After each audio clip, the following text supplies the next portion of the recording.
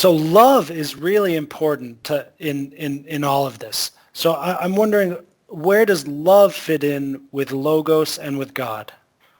Okay, again, the document is the Gospel of St. John and the Epistle of St. John. So he says, in the beginning there was Logos, Logos was with God, and Logos is God.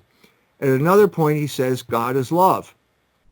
Well, if you're a logician, you can say, okay, Logos is God, God is love, Logos is love. In other words, that principle of order is active. It's not a all of Greece is static. You see what I'm saying? Greece. Yeah. The thing that best symbolizes Greek thought to me is geometry. It's static. It's static and it's two-dimensional.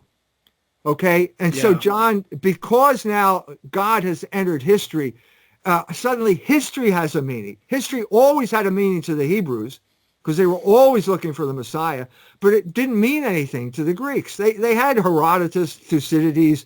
Herodotus believed everything. Anybody told him, if there's a guy down the street that has two heads, Herodotus would have said, yeah, that's true. Some Egyptian told me a guy had two heads. There's no sense that history has a meaning.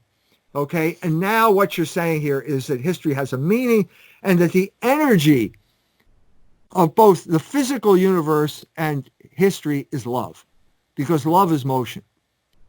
And also, by the time you get to Augustine, St. Augustine, he says, love is gravity.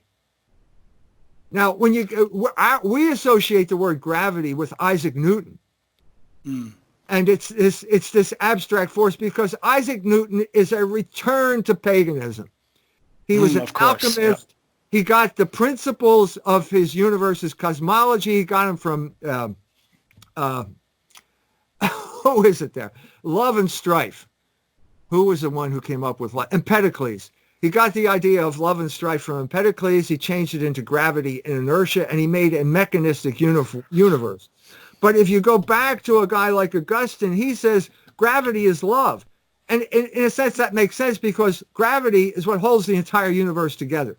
So in this earlier vision, you have this cosmic love, which embraces everything and holds everything together. But it's dynamic because it keeps it in motion as well.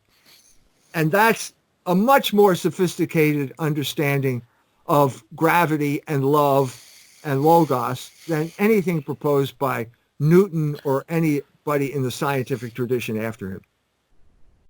Yes, much more sophisticated indeed.